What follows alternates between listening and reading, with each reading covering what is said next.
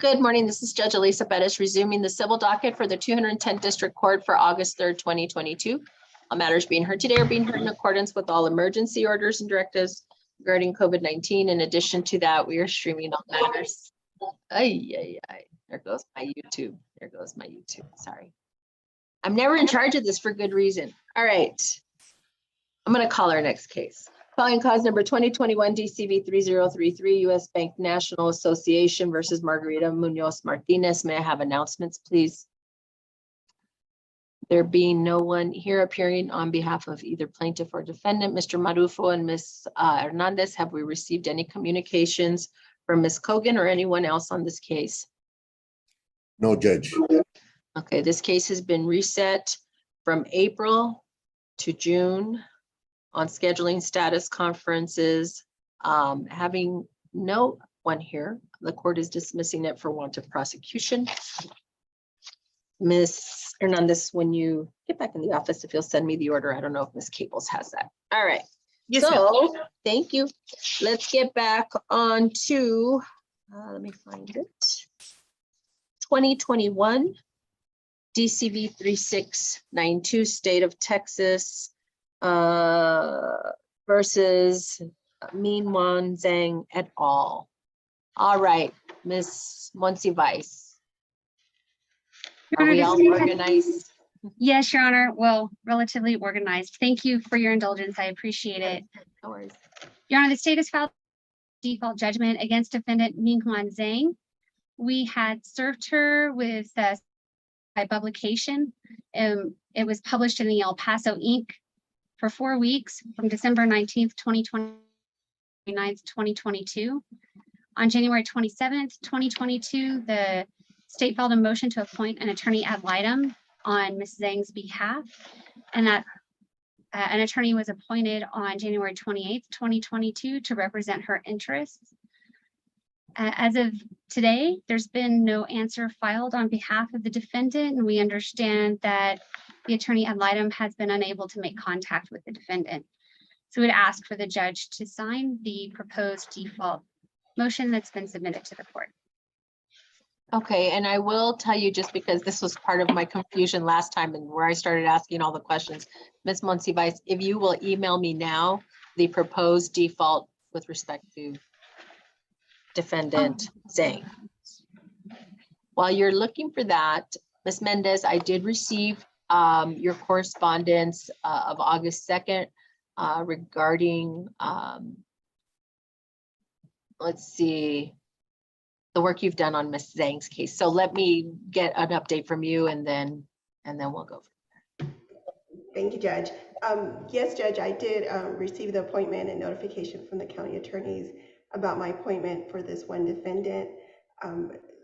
Through my research, searching the public records, searching the El Paso Central Appraisal, doing independent internet search, I was not able to locate the defendant other than the address that was provided. I sent several correspondence to her and I never heard back from her. And so therefore, that was the extent of my work, and I don't believe that she's anywhere to be found based on the investigation that I conducted. Okay, and this has been going an ongoing thing. Let's see, we're at least in March of this year, so we've had maybe close to 6 months already. So did you have anything else, Ms. Mendez?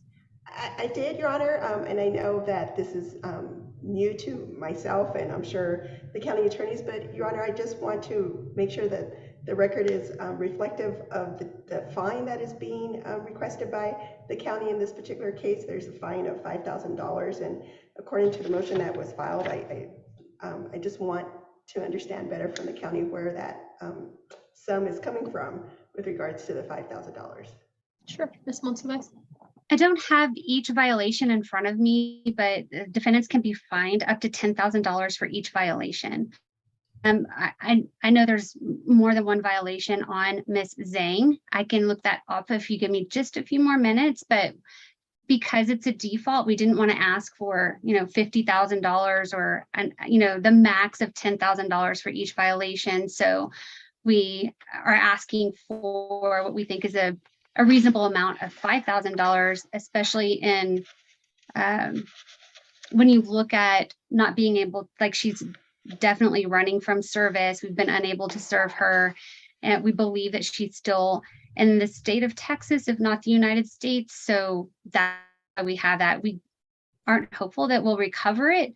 But if we find her again in another spa, just like with her co-defendant, Miss Sun, we hope we have other vehicles or actions that we can take against them. So Ms. Mendez, I certainly don't have any issue holding off on anything with respect to the default. If there are things that you feel that you need additional time to look at. If memory serves, I was just trying to look up, and I hope my memory is correct on this one. On the original filing, that was the document that had that extensive, maybe there were multiple attachments because there were so many instances that were documented there. I cannot remember offhand, and the Odyssey filing does not reflect the attachments, all the instances. And so, Ms. Mendez, if you think you need time to, do a quick review of that and see if it at least conforms, to something being reasonable in terms of the fine or anything of that nature, I don't have a problem. You let me know if you want to come back to address something with the court, or if you're good to go, we can have just a quick hearing on it for entry of the default. Your Judge, I Honor, don't I mean think to interrupt. with the default judgment, I'm looking at the actual order itself, Your Honor, the one that the county attorneys. I think if there's just an elaboration on the fine and if it's what violations it's based on, I think that would suffice. Okay. Judge, I'm sorry, I don't mean to interrupt. I do have a default judgment that you had signed back in June 27th of this year for defendant Zhang. It was filed 7/27. That might have been 7/27. Oh, hold on one second. Yes, but you signed it last month or in June, sorry. Or July, if it's 7. Well, it says it was filed, but the date that it was signed, it says signed this 27th day of June 2022. So I think I know what happened there. We were receiving several defaults, and so at proposed orders, that is an error. That was anticipating after last week's hearing. It may be one that I received, and after the confusion should not have been filed because it was not ready to be entered yet. So we need to withdraw that. I don't know, Ms. Cables, what will you require from us, but if you'll get with Ms. Hernandez, we can do that, because what I remember from last week is we had 2 default orders kind of that had at one point at one hearing been forwarded to the court. And so I think that was done in error. Okay, no problem. So I don't know that we need to rush this. I was going to say 1 week, but I just assume put it down for August 24th. We'll do August 24th then also. I don't know if Mr. Carmona stuck around for the notice of contempt hearing. So yeah, I don't want to rush. I can tell you this, last week I was very confused, especially after I didn't see filings that we had orders, and I saw 2 different default orders. And so I just wanted to make sure I wasn't confused, but that's probably what that order is. Thank you, Judge. Also, I wanted to ask Ms. Mendez if I relayed to you the types of violations and the amounts that we had, if that would suffice, or do you want to actually reflect it on the order? I think we could talk about it after the hearing, because I'm kind of highlighting, there is reference that there's violations of the statute. So I just think that we have to be a little bit more specific in the order. Okay. It's just there. It's actually number 4. It's just in very general terms. Okay. Well, that'll give you all an opportunity to kind of go back and forth and see where we are. And then just plan to go, Ms. Monsiváis, I don't know if it'll be you or Ms. Ayala on the 24th. I'll just handle it for consistency since I've been at this hearing and we've got Sun as well. So I'll do that. Sounds good. Perfect. Okay, so Ms. Mendez, if you have an updated report, you know, if you get it to me like you did this time, a few days or a day ahead of time, even probably morning of, we should be fine, okay? Sounds good, Judge. All right, thank you, ladies. We'll see you in a few weeks. Thank you, Your Honor. May be excused. You may, take care. Thank you. Thank you, Ms. Mendez. All right, okay, so now we're ready on Clevy, yes? Your Honor, Ms. Hill is actually in the waiting room. Okay. Marufa, are you not a co-host? No, Judge. I thought you were gonna make me co-host. Okay. well, That's I the thought first you hint that you might have to carry your box outside today, sir. Got it. Okay, so everybody should be co-hosts. I don't, all of my people should be co-hosts. I don't think there's a limit. Judge, may I be excused? Who is that? Miss Cables? Yes. Oh, yeah. Oh, Okay. yeah, this doesn't, yeah, okay, yeah. Not your Thank playground. you. All right. Bye-bye. Okay, I don't know if that means we're gonna get Miss Marissa, but I don't know if we need her. Okay, sorry morning. guys. Good morning. Let me switch gears. I wasn't civil and now, okay. All right. In fact, this is not even on the paper.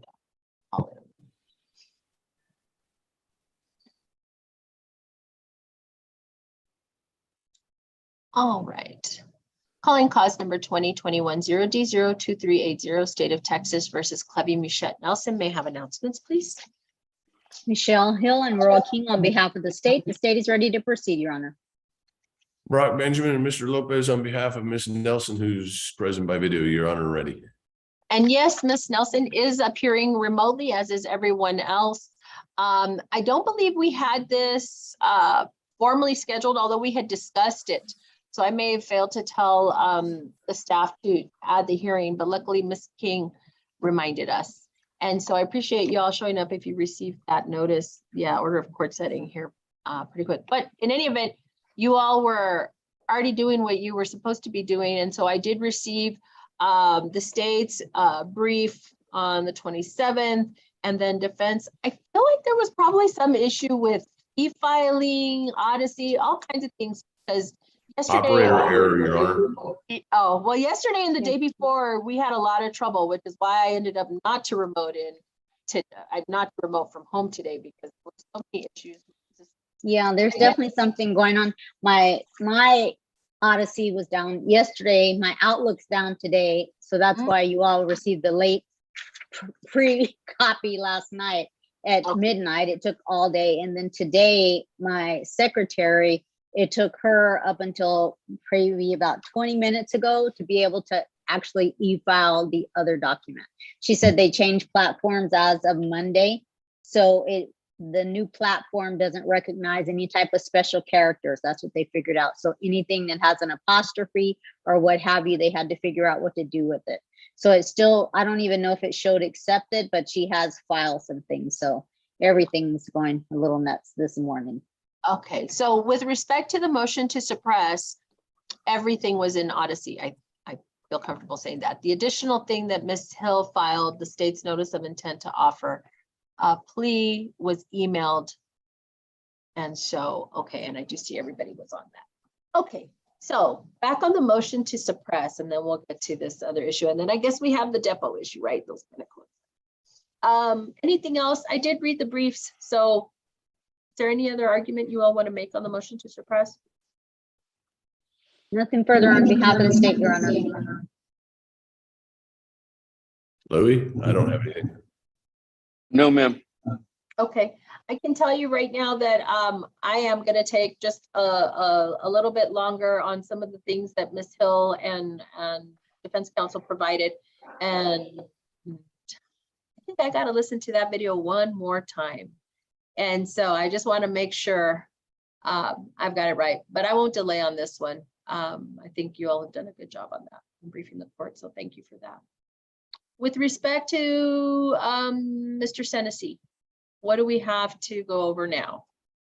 Okay, Your Honor, I can kind of give you the state's timeline. We actually, thank you for setting those dates and plates. I think that kind of got the ball rolling with regard to this process. So procedurally, we were here on the motion to suppress on the 20th. As you stated, we filed our memorandum of laws on both sides. And subsequent to that time, we were waiting for counsel for the defense, for the co-defendant, to provide a hard drive in order to get all the extractions once we got it in the correct form. That was done on the 29th, and he is fully provided with all the extractions with regard to the phone. Subsequent to that, the state did enter into conversations with him in which he has represented, as the motion stated, that he will allow his defendant to be interviewed. Also, the state sent over a specific draft with regard to a pleaded testimony for him to go over to get any objections, what have you. With regard to the defendant, the state is prepared to offer, if he testifies truthfully, cooperates, 10 years Texas Department of Corrections on our lesser included manslaughter charge. We intend to, I've blocked off my entire week next week to set a meeting time to speak with Mr. Wyatt's client. Specifically today, Mr. Wyatt has a hearing in the 171st District Court, as the court does have to sign off on that pleaded testimony once we come to terms. He's set today at 1 p.m. So he's supposed to contact me after that to let me know what transpires. If it is streamed, then Ms. King and myself also will definitely tune into that hearing to see what's going on with the co-defendant. And that's pretty much where we are. So the ball is rolling, Your Honor. And right. Also the state, with regard to the deposition, we of course are in opposition, and we would ask specifically for a hearing in which Mr. Wyatt can be noticed. We do believe he needs to be a part of the conversation, as it's his client, Mr. Sinesy, and it's his Fifth Amendment rights that's at issue, aside from the fact with regard to hearing testimony. I know that counsel for the defense has represented that he's spoken to him outside of a formal hearing, but we don't have anything on the record stating his position one way or the other with regard to Mr. Sinesy and his testimony. So I did make him aware of the issue, and I apprised him of the fact that we do have a hearing this morning, and that we would try to get a hearing set in which he can be present to represent the rights of his client. Okay. All right, Mr. Benjamin. I like it, Your Honor. I think a hearing, he shows up, he says, I'm going to testify for the state. He then has waived his Fifth Amendment right, and I get to interview him, because I don't know why he gets to pick and choose who he talks to. If he wants to, and then I take his deposition, he says, I'm not participating. I think I get to use that for cross-examination, and he certainly can't say I'm pleading the Fifth if he's going to discuss that with the state, because he can't pick and choose. But I'm all for the idea of a hearing, Your Honor, for all three, so to speak.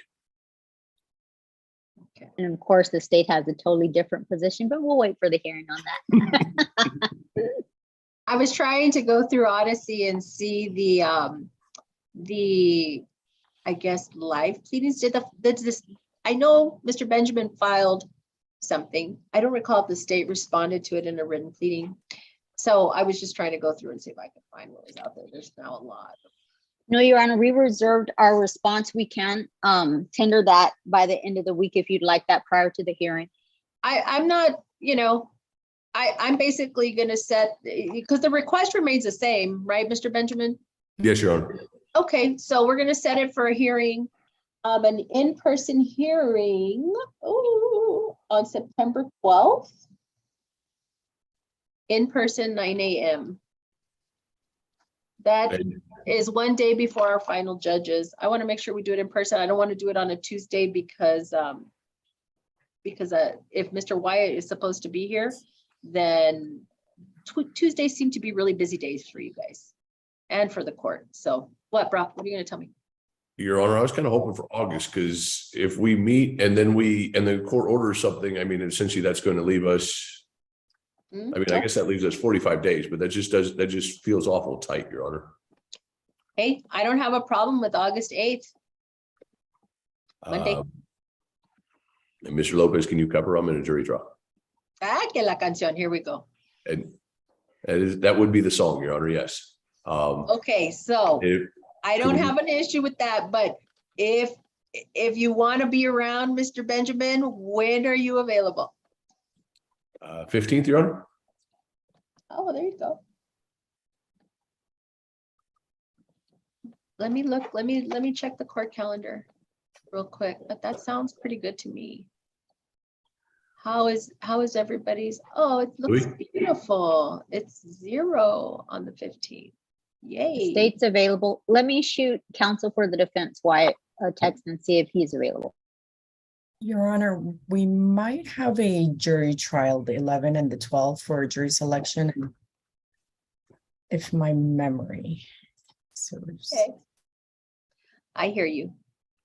And Your Honor, I don't know what the state's or the court's intention is, but I would assume this is a fairly quick, we're being heard and then we're getting or reserving a ruling kind of issue. I just, my understanding of what the court intends to do. I'm good with setting it on the 15th at 9 a.m. Okay.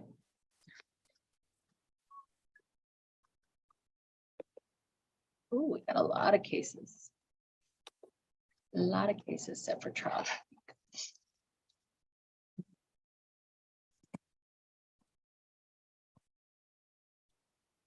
Judge, I'm sorry. Hmm. So disregard 912?